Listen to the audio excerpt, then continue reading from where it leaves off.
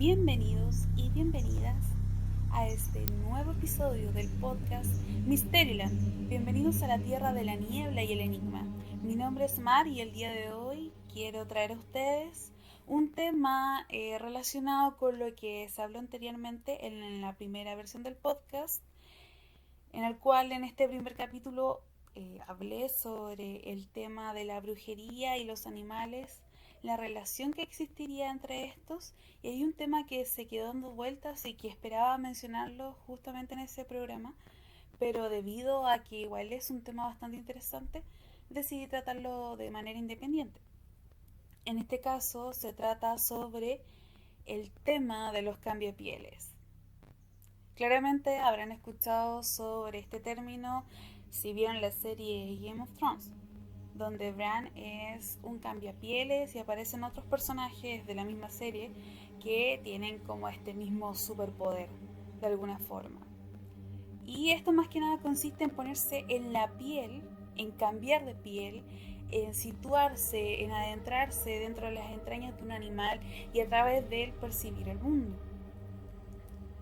En la literatura en general se considera que es un cambiante, un cambiaforma. También en inglés se le llama shapeshifter. Y también mimetista, transmutador o metamórfico. Y se considera que es un ser humano, o también puede ser alguna criatura de otro tipo, en este caso sobrenatural, que puede cambiar de forma según la necesidad y adapta la forma de otro ser vivo, en este caso de una persona o de un animal, en este caso como que nos enfocamos en este último punto. Esto ha cumplido más que nada un cierto papel en la historia de las tradiciones de muchas culturas, ya que tienen una capacidad única de transformarse físicamente eh, a seres sobrehumanos, ya que tienen capacidades que los humanos normales no poseemos. Existe cierta intervención divina de los dioses que pueden participar y hacer partícipe a las personas de tener este superpoder, entre comillas, denominémoslo de esa forma, y también puede verse como una manipulación demoníaca, hechicería, o haber sido heredado como una habilidad familiar o que se ha ido saltando generaciones, etc. Una especie de herencia. La idea del cambio de forma se encuentra ya desde las antiguas creencias totémicas y chamánicas. Las totémicas tienen que ver justamente con este culto a los animales, ya que representan una fuente de gratitud a las personas o incluso de consumo. Entonces hay cierto agradecimiento a esta figura animal que en cierta medida también identifica y ayuda a identificar a las tribus o colectivos en este caso, y las prácticas chamánicas. Existe literatura muy antigua que habla sobre el tema y además de relatos épicos como poemas, como lo vemos en la epopeya de Gilgamesh tan conocido y en la Ilíada, perdón. El tema de las personas o criaturas capaces de cambiar de forma ha estado presente ya desde las diferentes narrativas que se han ido dando. En la ficción, en la creación de esta misma, en el folclore, se encuentra prácticamente en todas partes.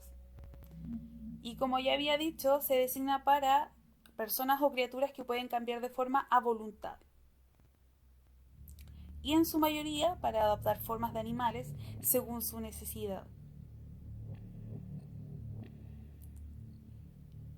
Hay otro concepto igualmente importante que hay que mencionar a través de la creencia de los cambiapieles y que tiene que ver con el culto a los animales. En general esto dado desde las diversas cosmovisiones que podemos ir observando en el mundo. Por ejemplo, los panteones de dioses de antiguas civilizaciones, como podemos pensar en la egipcia, en la china, en la romana, griega o grecorromana, como se suele decir. Vemos que estos dioses tienen capacidades sobrehumanas y que tienen características tanto animales como de personas propiamente tales, sean hombres o mujeres.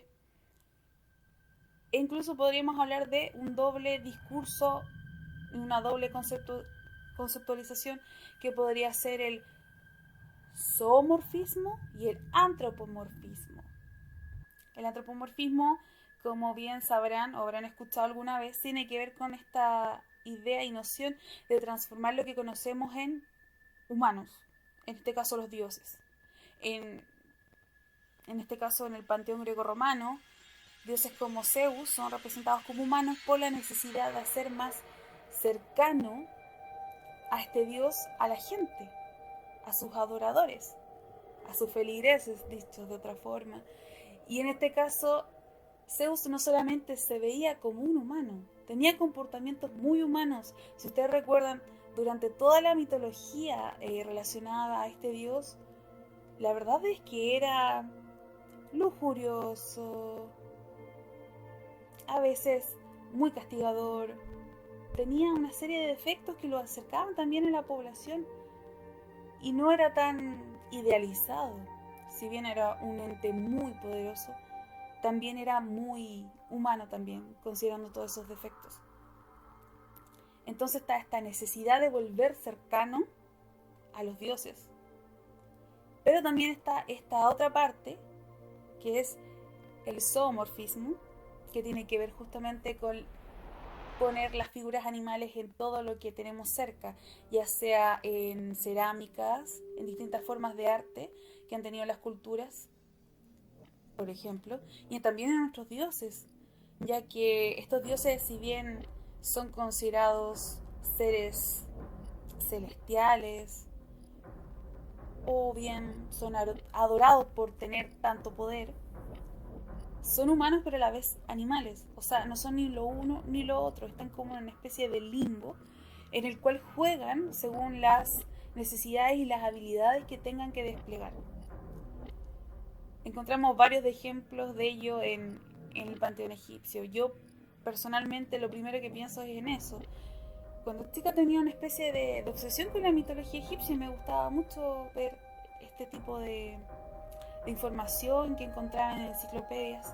Y la verdad es que siempre me llamaba la atención el tema del dios Ra, o Amon-Ra, o Anubis, este cuidador del otro mundo, en este caso. También estaba Bastet y tantos otros que, según la necesidad dada, se transformaban en animales, porque los animales también tienen otras características que los humanos nos servirían mucho como para adaptarnos de mejor forma. Entonces es un tema bastante interesante de convocar en esta ocasión. Por otra parte, aparte de la tradición cambiapieles que habíamos dicho ya, que se orienta y se ha dado en muchas culturas distintas, tanto en la mitología nórdica como en justamente civilizaciones prehispánicas, también han ocurrido esto mismo con el tema de los dioses. Por ejemplo, pensemos en la creación del mundo mapuche, en este caso, cuando tenemos estas serpientes peleándose por los hombres, estas divinidades, los dioses mayas, los dioses aztecas e incas, relacionados muy bien con animales totémicos, porque son animales más cercanos y más propios de los territorios en los cuales ellos se desenvolvían. Por lo tanto, también hay una conexión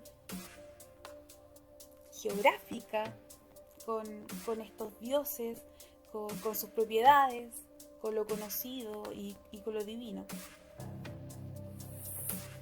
Otro caso interesante relacionado con el cambiapieles o cambia animal, cambia forma o un cambiante, podríamos verlo en lo que es la tradición de los vampiros. Y aunque suene quizás un poco distinto a la noción de cambiapieles, porque sabemos que en este caso los vampiros, dada una mordida de otro vampiro, se transforman en lo que son. Sin embargo, también pueden adoptar esta forma de murciélago, la cual se les asocia tanto, para poder volar y visitar otros lugares. También podríamos considerarlo un cambiapieles perfectamente, pero obviamente con sus particularidades al fenómeno mismo. Me gustaría también detenerme que en la noción del ser humano de la creencia, que igual es importante conceptualizar. Hay que tomar en cuenta que los animales han estado con nosotros desde tiempos ancestrales, ya sea como mascotas o como fuerza y apoyo para el trabajo. Para muchos de estas personas en las antiguas civilizaciones, estos podían salvarlos o efectuar milagros.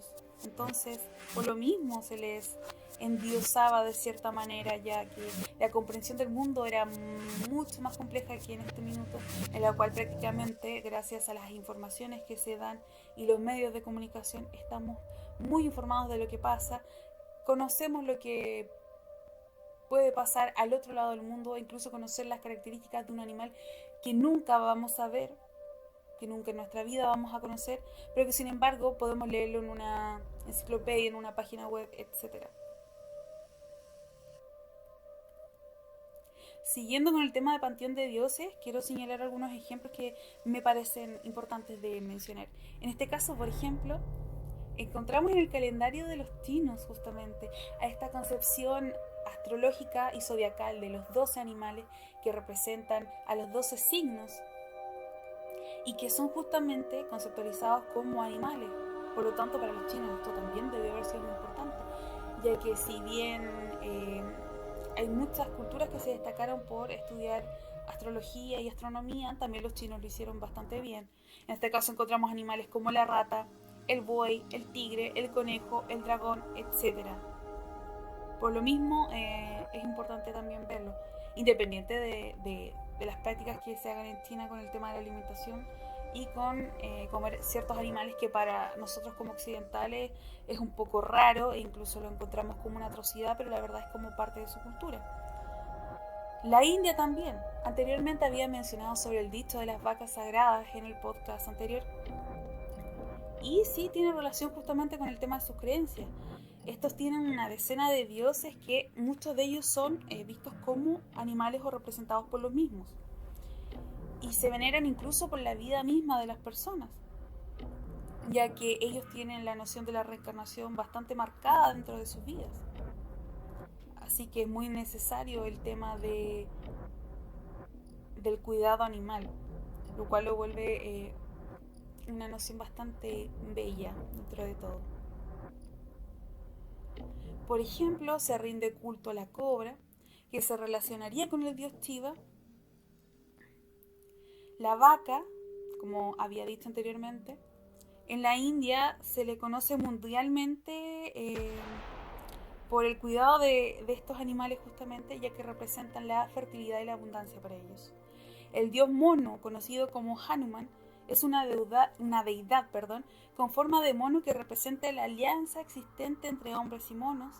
Y otro, que quizás es el más popular en este caso, que es Ganet, que este elefante con cabeza de elefante justamente, pero con cuerpo de humano. Y está representado de esta forma debido a que en la India evidentemente existen estos animales y que son venerados en el país, ya que se les cree responsables de la buena suerte, la lluvia y las cosechas. Ahora me voy a detener un poco en Egipto. Egipto debe ser uno de mis lugares favoritos del mundo, a pesar de que no lo conozco y que sería muy difícil de ir debido a la situación política, geográfica, el calor, la humedad. Todo muy complicado para ir a Egipto, pero algún día quizás, quién sabe, esperemos que sea un sueño que se pueda realizar. Bueno, he pensado también mucho en esta divinización de los gatos, justamente, y que no solamente aparece en Egipto, sino también en otros lugares y primeros asentamientos humanos que ya convendrían un nivel de complejidad denominado civilización. En Roma los gatos también eran muy, muy queridos, por ejemplo. Y en otros lugares también, en China. En Egipto principalmente incluso se realizaba un duelo con respecto a la muerte del gato de la familia, ya que el gato era el que controlaba las plagas de ratones en este caso, y eso hacía que justamente no se transmitieran ciertas enfermedades. Pensemos, no hace tantos años, bueno, hace bastantes, pero marcando una diferencia entre el antiguo Egipto y la peste negra, la verdad es que hay harta diferencia. Y la peste negra justamente sucedió porque esta enfermedad fue transmitida a través de ratones. En realidad no de los ratones mismos, sino de una pulga que habitaba en estos ratones y que funcionaron como un vector y mató a tanta gente. Entonces hay que pensar que también los animales han sido divinizados porque tienen propiedades para equilibrar el ecosistema. Por lo mismo son muy importantes y por eso mismo el llamado implícito incluso de estas palabras es el cuidado de los animales, ya que ellos nos acompañan y son parte de este mundo tanto como nosotros. El tema del gato justamente se le quería en Egipto por sus buenas cualidades como cazador y compañero. Y justamente aquí aparece la representación de la diosa Bastet. Luego el escarabajo, que se le asocia al rey sol. El toro, que tenía que ver con la fertilidad. Esta imagen como muy estereotipada de lo masculino tiene que ver con el toro, indistintamente de la civilización de la cual hablemos. Prácticamente en todas donde habían toros, estos toros representaban la fertilidad. La rana se la usaba para dar suerte en los partos, pues se creía que era el ayudante de la respiración. Y luego también tenemos al dios del río Nilo, que está en él justamente, y que sería el cocodrilo.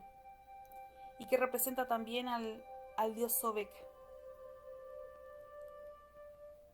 Volviendo al tema de los cambiapieles, también me gustaría hablar sobre un caso muy importante y que por lo menos cuando yo lo supe o me informé de ello, que conocí hace bastantes años, entre paréntesis, me impresionó mucho. Y es el caso de los hombres lobos.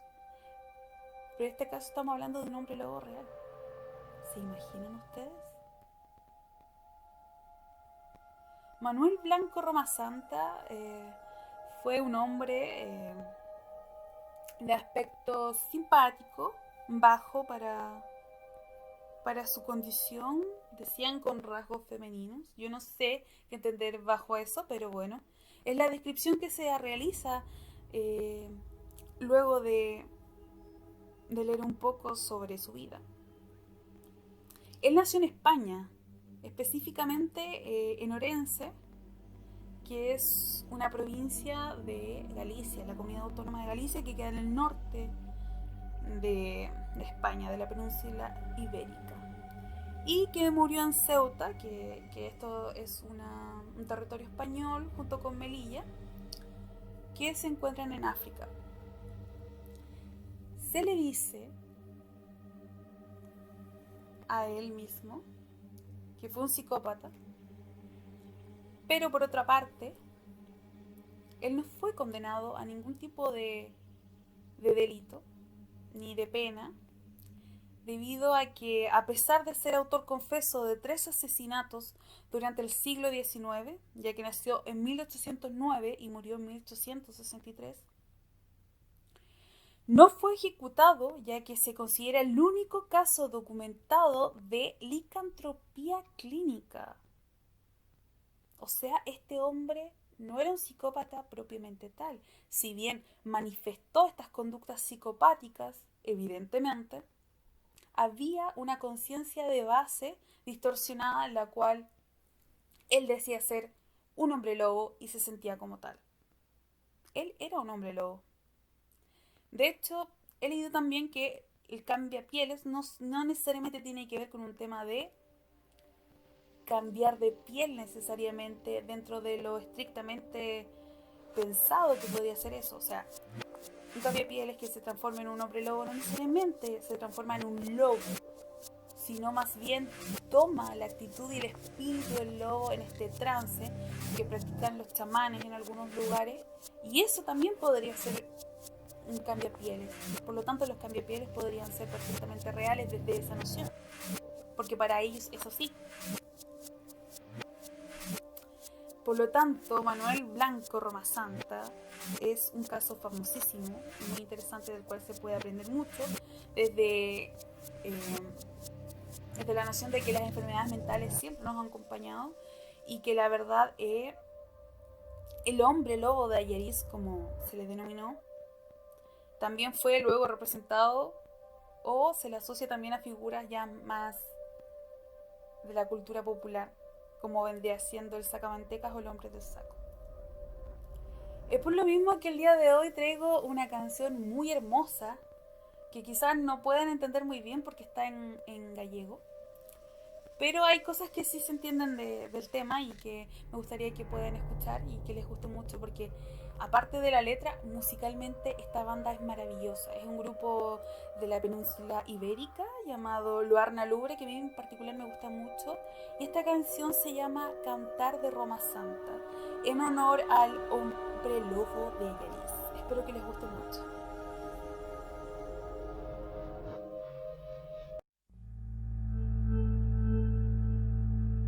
Veña novos e máis vellos esta historia a escoitar do máis grande criminal que coñeceron os tempos, o lobisome desgos que na Ayariz foi xulgado polos 9 asasinatos das irmás García Blanco, Antonia Enreborde Chao e 5 infantes coitados. Antonia Enreborde Chao e 5 infantes coitados.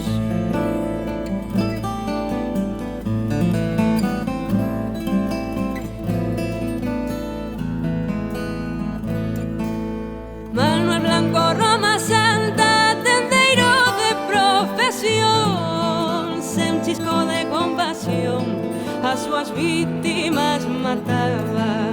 Dicíalles que as levaba a servir a Santander e que así poderían ter unha vida regalada.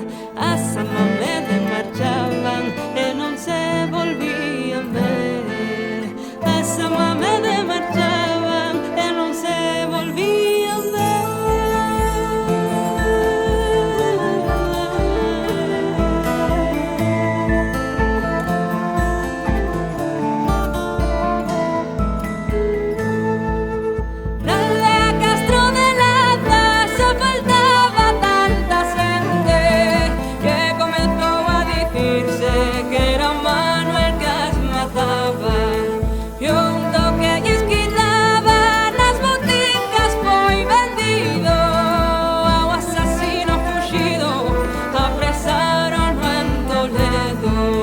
Xa non meterá máis medo, xulgaránse os seus delitos.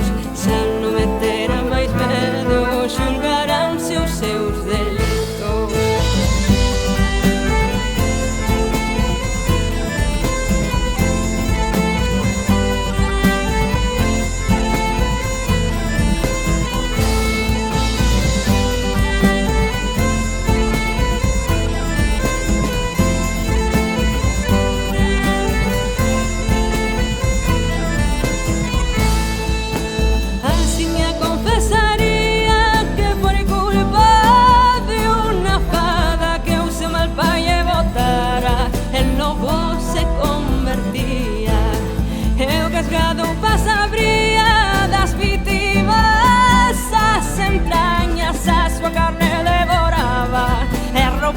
Logo as vendían dende Ourense ata boticas, coa tenda que comerciaba.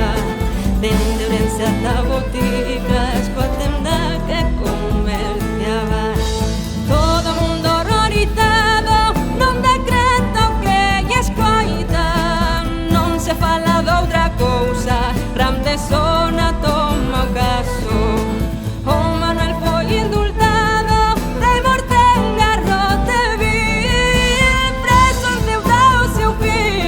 morre dun cancro terrible. Deus castigou os horros crimes.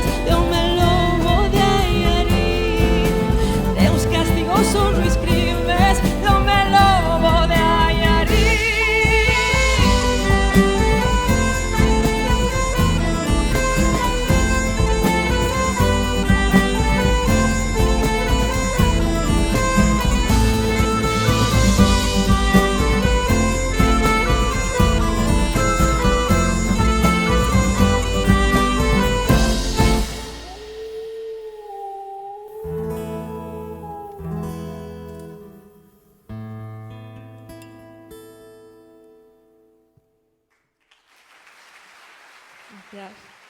Torna a l'obra. Feliz. Ya volviendo después de este hermoso tema que espero que les haya gustado mucho, a mí me encanta. Lo descubrí hace poco, no conocía esta agrupación, pero me mata, me gusta mucho de verdad. Y la historia de Roma Santa es muy potente, como para comprender también los avances y la historia de la salud mental y de las enfermedades de este tipo. Como psicóloga igual para mí es importante concientizar sobre eso y la verdad es que hacer memoria de estos casos históricos como que crea cierta conciencia de que la salud mental no es algo que se debe cuidar ahora o que se ha popularizado ahora, se ha visibilizado un poco más, quizás es más accesible acceder a servicios psicológicos, pero es algo que ha existido y que se ha necesitado siempre. La salud mental es fundamental para las sociedades, para las personas, agrupaciones y comunidades. Es algo que siempre he dicho y siempre voy a decir y aprovecho de decir ahora. Evidentemente, aunque quizás no tenga tanto que ver con el tema de este capítulo, pero que sin embargo se puede relacionar justamente con la historia de Manuel Blanco Roma Santa, el hombre lobo de Ayariz. Y para resumir y concretar un poco más esta noción que hemos ido creando, hablando sobre los cambiapieles y el tema de la deidificación de los animales, hay otro aspecto que me gustaría comentar que igual me parece sumamente interesante y que tiene que ver con una extraña creencia que hay en algunos lugares y que en distintos lugares se toma de distintas formas.